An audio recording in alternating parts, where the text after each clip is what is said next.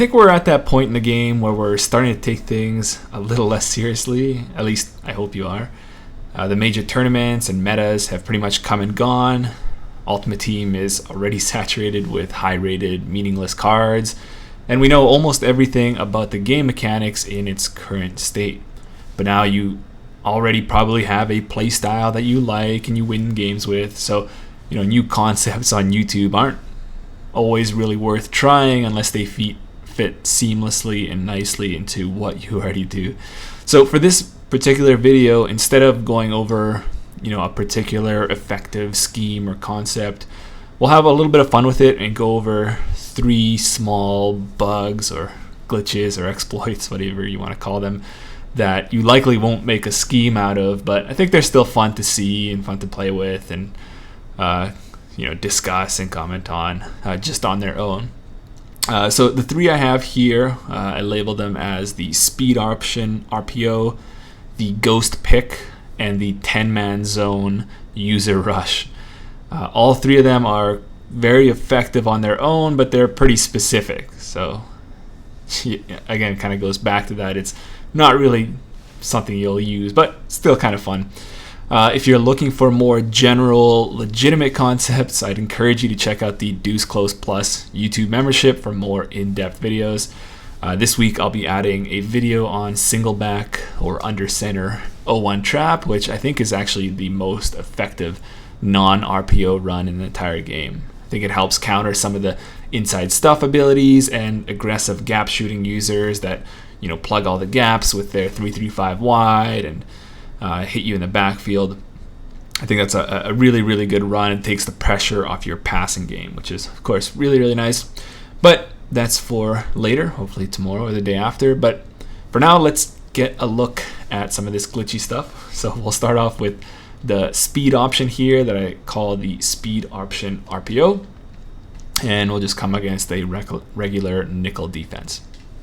So the speed option, the reason why I say this is something that you likely might not be able to put into your schemes because it's a very rare play. So you actually only have 3 of these plays in the entire game. So one of them you have it in the trips tight end type of formation in Houston, and then you have 2 of them in run and gun. You also have speed option in some of the pistol sets, but they work a little bit differently with the fullback involved. But right here, we're in Houston, trips tight end, just nickel, cover 2 man, something like this. And the way it's usually run is, you got a clear play side. Right here, we're going to the right, and we're just reading the pitch man, the guy with the P above his head. If he goes for the quarterback, you pitch it to the running back.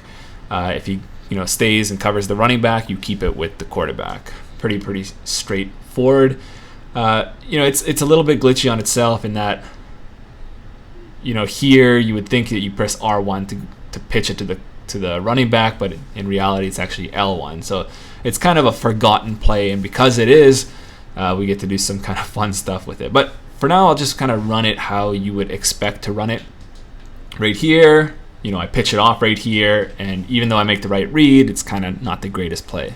So just taking a look at the instant replay again, and even if it's pretty forgiving, the play. Like, I'm tackled right here, but I'm still able to pitch it as I'm getting tackled. But what you'll usually see is, these linebackers are able to pursue pretty well. Even if they don't and they run into blockers, they can kind of disengage or shed. And, it's kind of hard to pick up yards this way. Especially, this is just CPU, but if this is a keen user, you can easily scrape over the top there and make a play. So, not a great play on its own. However, and this is something that I think has kind of been around the community here and there, if you have a quarterback with fast break, on quarterback designed runs, you can get immediate control of the quarterback. So if you don't have fast break on, you will automatically be put on that path going towards the play side. But if you have fast break, you can immediately go whichever direction. Now you can take that right away and run the ball, but usually the blocking's pretty poor. So right here I can just immediately go to the left and pick up a one or 2 yards.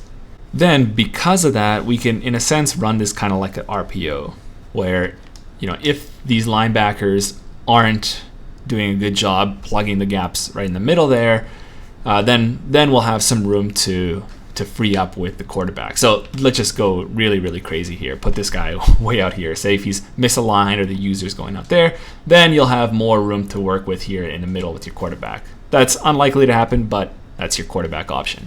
Or by default, those guys will plug those gaps and will go after the quarterback. But what that means is that usually the running back is completely free. So you can run to the left, and then before you cross the line of scrimmage, you just go ahead and pitch that, and then your running back is completely free over here to make a big gain.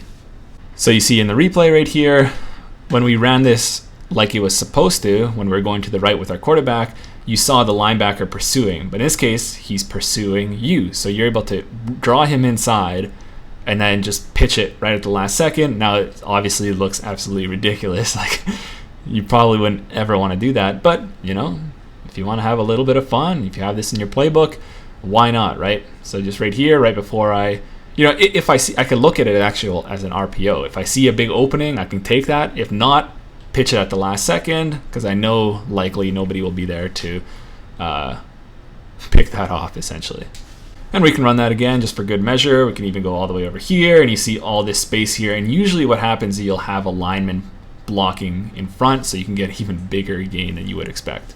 And so that's man coverage. Obviously, when we're running trips tight end, all of the corners will go to the one side, so you don't really have an overhang or apex defender on the other side. So we can just even go to Tampa 2 here. So now we have an actual defender in the flat right here. And, you know, if we're crazy with it, we could still do the same thing. Right here, we just go ahead and pitch this, and usually that guy will get cut. And you can still be safe to just throw it out there and get your running back some yards. But, you know, if you see zone coverage, then you'll have one fewer defender to the left side right here, and you might be able to just see that alignment and take it off with your quarterback. And what you'll notice is that even though you have fast break behind the line of scrimmage, your quarterback is going to be running slower than he would past the line of scrimmage. But what you can do, and this is kind of tough because sometimes you just end up running into a defender, but you can do a jertle or you can do a juke to get immediate fast control of your quarterback. So in that case, that was nice, but of course you still have sheds and things like that. So I don't know if it's the best option, but, you know, if you need some quick yards, that's definitely a way to do it. Now, if you do want to run this, something important to note is that you kind of need to, like, if you are running the speed option to the right, you need to be on the right side of the field. So if I flip this right here, you'll be in danger of him trying to pitch with his opposite hand. And what usually ends up happening, actually in this case, it was totally fine and we ended up having more space here. But what you'll sometimes see is that he'll try to throw it across his body and he'll fumble the ball. So what you'll want to do is, if you're running the speed option to the right, you have the ball on the right hash, and vice versa. Or, I mean, it's dependent on the game. So if you're on the right hash, you'll run the speed option to the right, and vice versa. Or, rather than flipping the entire formation, you can simply flip the play to the other side. And so this could be good in a case where you have zone over here, so you have fewer defenders over there, and then you can just pitch it to your running back right here and get some yards. Or, you know, you can get completely crazy with it. Like, I can just run all the way this way and I can pitch it at this point and get it to my running back. You know, from what I find, it usually ends up in his hands. So it's maybe not the smartest thing to do. It's probably pretty dangerous, but why not? You know, you can throw it at any point really, and likely your running back will pick that up. And where I really like this is in the goal line. So when you're really close to the end zone right here, you know, usually you can just toss this out here and just completely walk right into the end zone. But when it comes to things like zone coverage, you know, where you actually have the corner over there, maybe you don't really want to mess around with that. So maybe you want to try to run it in with the quarterback, but, you know, probably not the best option.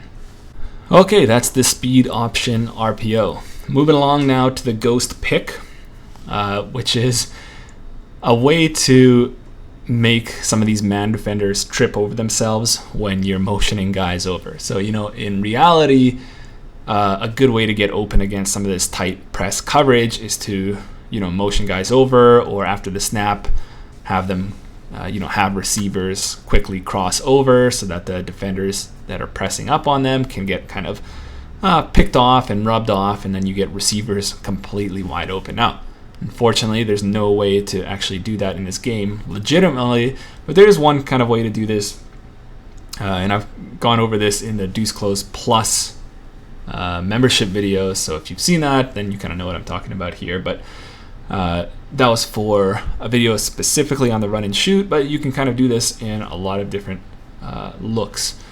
The one easiest way to do it that I can think of is just go to a 2x2 spread look. And you want something that will give you receivers in both slots. So this slot and this slot. In the run and shoot, you can get 10 personnel, so you can really easily do this. But in most playbooks, you can really only do 11 personnel. So you do have a tight end. But a lot of these packages, and by the way, I'm in Houston here as well, where I was doing the speed option stuff. You can get the tight end split out and the receiver in this side. And what will happen is that when you're running against man coverage, the nickel will align over the receiver on the left. I don't know why it chooses that, but because you have receivers in both slots, you don't really know where that slot receiver to align to, and for Madden they just pick the left side. Now what will happen is that when you motion the guy over from the left side, there'll be a little swap right here. So you notice now this nickel defender is over the other slot defender, and now you have the dime guy, who's actually a linebacker in this case, will be over the number 3. So we can exploit that swap in a number of different ways. One way you can think about it is you can get two guys free off the line if they're trying to jam you.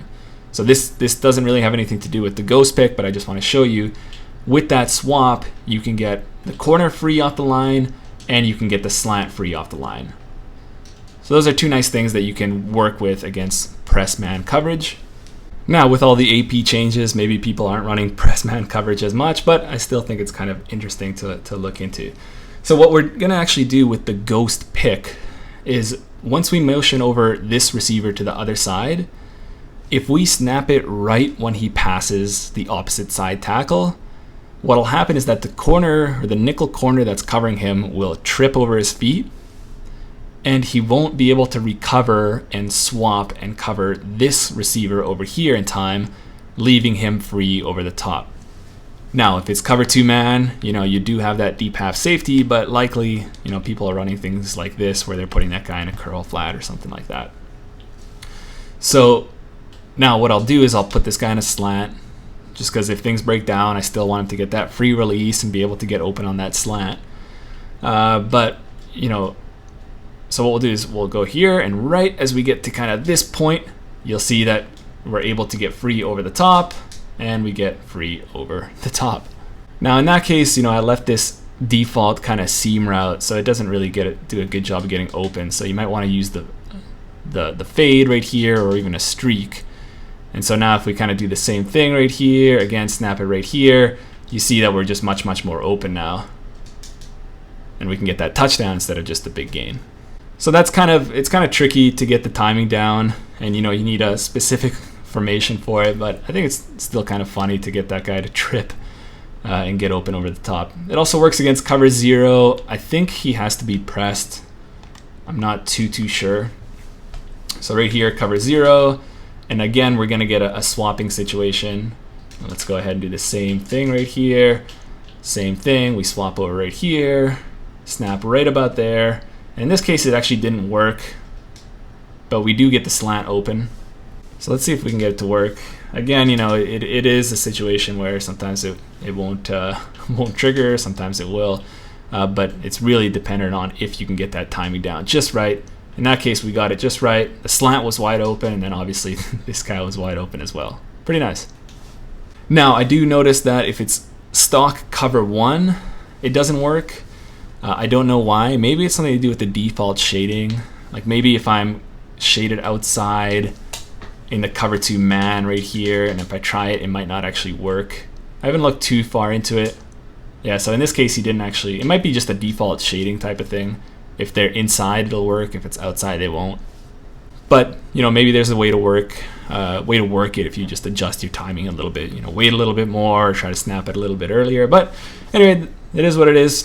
Play around with it, see if you can get it to work in real game. It's kind of nuts, but it's kind of fun too. Again, the most important thing, really, make sure this guy's a receiver and make sure this guy's a receiver as well. Because I think if this guy's a tight end, you won't get that swap over. Okay, so that's 2 for the offense. Let's do 1 for the defense as well. This is the 10-man zone, or I guess it doesn't have to be zone. 10-man in coverage and 1-man user rush.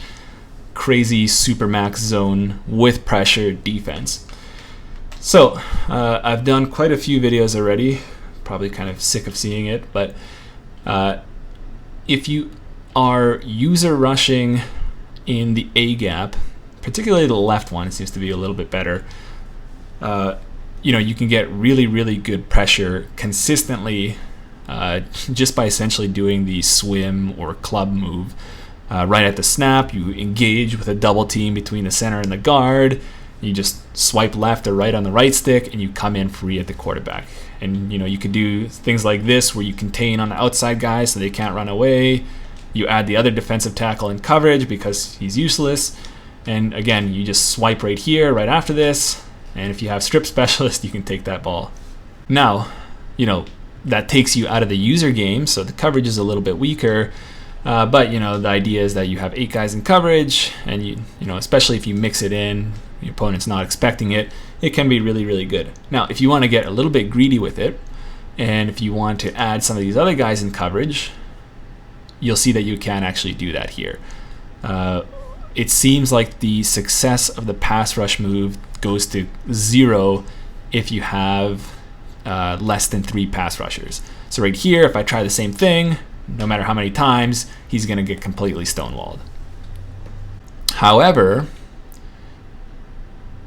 if this guy that I put into coverage is bluff blitzing, that will count as a quote-unquote blitzer. Now he kind of goes into a 3-rec here, so you maybe want to add this guy to a mid-read or something like that. But now you're still only rushing 2, but now you're enabled to get that pass rush win. Now, what if we want to get really, really crazy here? We want to send everybody in coverage except for yourself. So here's what we're going to do. We are going to put this guy in coverage. We'll bluff blitz this guy, maybe do something with him. We can bluff blitz the corner in many cases, and he'll stay in the flat. And then this guy, we don't need him as well. We can put him in a hook or something. So now we have 10 guys in coverage and only 1 guy rushing the passer. But you'll see, again, we just win really, really quick here and take the ball back. Now let's say they block the running back, or even they max protect, they add the tight end in as well. And we go ahead and put everybody in coverage right here. We can split this double team, and then we can bull rush the running back, and usually we can still kind of get in there as well. So kind of nuts. Not something you likely want to build a scheme around, but to be honest, and I haven't actually done this yet, but I was thinking about it on like a key third down, fourth down, or third down I guess isn't key in this game, more sort of fourth down, fourth and short, fourth and medium. What you could consider is, say you're doing my quarters cover 4 cross type of thing, where you're putting those clouds into 25 yards. You have 5-yard flats on the outside. You can also add a couple extra hooks now, and you can do 5-yard hooks to make sure they don't get those slants underneath. You can bring this guy out here to cover the low 3-receiver hook. You can add this guy to a mid-read if you want, so those post routes get covered. Again, you'll want to bluff blitz 2 guys. So now you got your deep outsides covered by the cloud flats and the inside quarters. You got the flats covered by these 2 guys, and then you also have 4 middle zones in the middle right there. So it'll pretty much cover everything, and then they don't really have anything right away, and then you're there and you go ahead and sack them, take the ball back, and you're on offense. So obviously that's pretty nuts, but it is what it is. It's a video game. This game is actually pretty damn complex. So I think these little pockets here and there where these crazy specific things exist is, I think, completely reasonable. Now, if it got out of hand and people actually started using it, then EA is pretty good at patching the stuff down the road. But now, nobody's going to be expecting it, particularly this one. If you want to, you could any playbook really out there, you can add this into your game plan. Be a little bit sneaky on 4th down, get a few more stops, and have a little bit of fun. It is just a video game after all. Anyway, that's it for this one. Keep a lookout tomorrow, the day after, for the 01 trap video. Really get your running game back involved, and have a little bit more fun and a little bit less stress playing this game online. Okay, so that's it for this, and I'll see you guys in the next one.